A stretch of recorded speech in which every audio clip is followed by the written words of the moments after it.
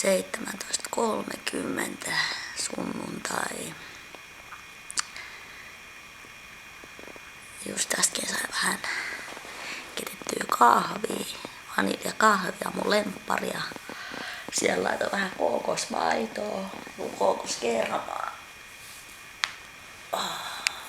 Ennen sitä taisi syödä vähän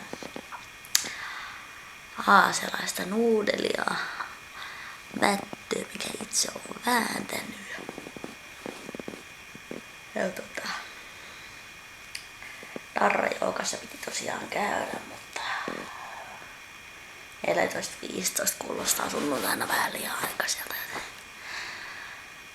Ei muuta kuin hyvää päivän jatkoa, että tehkää mikä tekee teidät iloiseksi. Moi!